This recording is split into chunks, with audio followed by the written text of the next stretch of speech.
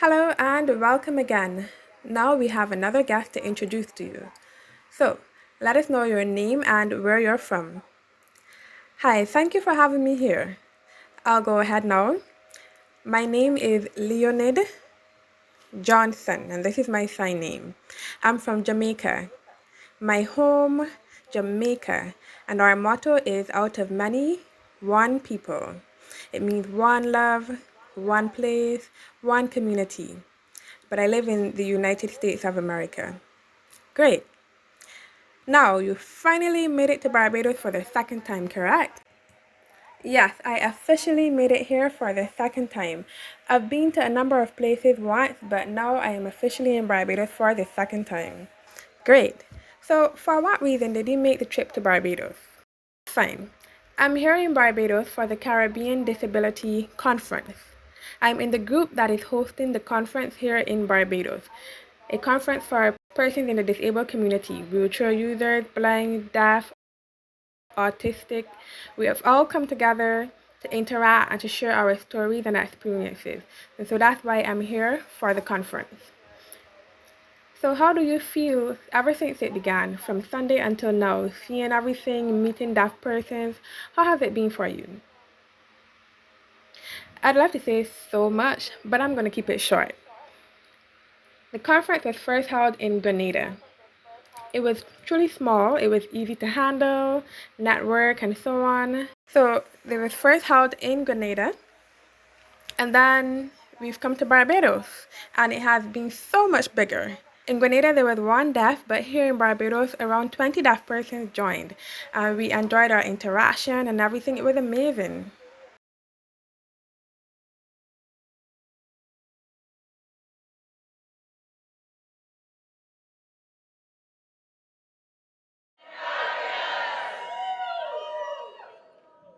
Thank you so much. And I'm hoping this continues. I hope we can add on to this. This is history for the disabled and the deaf community, everyone coming together. Great.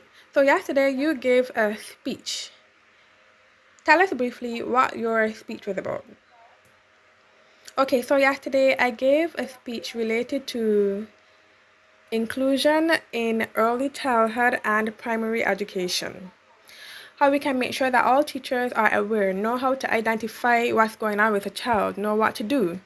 Are you quick to act, or do you delay, or do you ignore the child? That shouldn't be the case. If you see someone has a deaf child or autistic child or a wheelchair user, be ready to support, really involve them, just as with hearing person. So that's what I spoke about in my speech. I was the moderator on the panel. I explained how we can be ready to give support and truly involve persons during early childhood stages.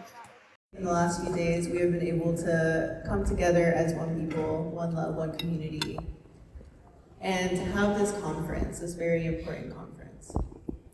So I'm Leo. I am the president of a deaf community organization, and we work on different issues that the deaf community challenges and struggles with. Sense of bringing to the public and community deaf education, deaf culture, deaf ways of being. And so we're really excited to be here and to connect with all of you. And so there are also with Haiti and Trinidad and Tobago, being able to connect with those two, with Bahamas, being able to connect cross country with all the different countries that came here, and really understanding what is going on as far as inclusive access in your countries. And I think that it really is important to understand that moving forward, it's not the negatives that we're looking at, it is the positives. It's what we're promoting and not going against. But thank you so much for everything. Can you explain what you mean by this sign? Okay, so I mean children aged 2 to 8. So a baby is born and then it goes to school from about age 2, 3, 4. If you notice that the child has a disability, you don't ignore it. Include the child, support the child. If you see something needs to be done, do something to provide equal access going forward. Okay, so you mean like from infancy, like ages 3 to 6? Primary. Oh, primary. Okay, so you meant to sign for primary. Oh, so how did you sign it? Okay, primary. Okay, great. Thank you. Sorry, bear with us as we have our conversation. Okay, so what interesting things did you learn here at the conference that you'd like to make mention of? Well, there's something I'm happy about. I remember a while back, I wanted for the United Nations to be involved, also the World Bank, and also the Caribbean Development Bank. That is something I spoke about before. And it has happened. They accepted the invitation to come and they gave their speeches. And the World Bank spoke on financial support for the disabled community. We had UNICEF and the UN, and we learned about the data collection process. It means that they notice the Caribbean is truly struggling. So they bring that information and they discuss it and they share the information so there's awareness about their findings from their research. So they share the information with us here in the Caribbean. That's really good, and that's something new that I learned. That's very interesting what he said. Wow. And the final question: what advice and encouragement would you give to the deaf community in the Caribbean and the disabled community? But let's start with the deaf community in the Caribbean. It was recently announced that we will have the conference in the Bahamas in 2026. It means that, remember, I explained we had one deaf in Grenada and in Barbados up to 20 deaf. So hopefully we can have 50 or 60 deaf persons at the next one. It means they'll feel truly included. I encourage them to start using their voice. Most times we complain under our breath amongst ourselves. No, face the issue, discuss it openly.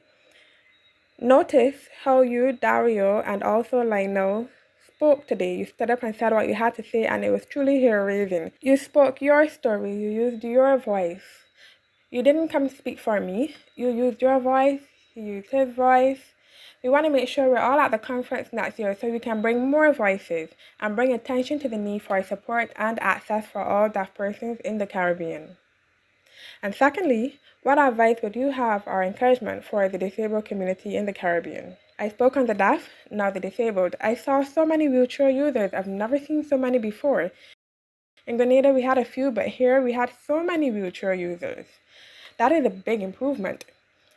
It means before persons were scared to come out in their wheelchairs, but here we had them come out and interact, and it was very inspiring. And last Sunday was amazing.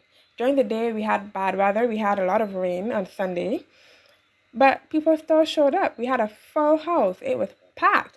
Wow, that eagerness to learn, that passion, that is why I encourage you, no matter the barrier, don't let anything stop you.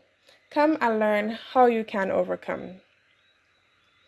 I see. Well, thank you for your time at the interview and the wonderful things that you said, and I look forward to next year. Thank you for having me here. Am I seeing you next year at the conference? I hope so. We'll see. Okay, great. I hope to see you.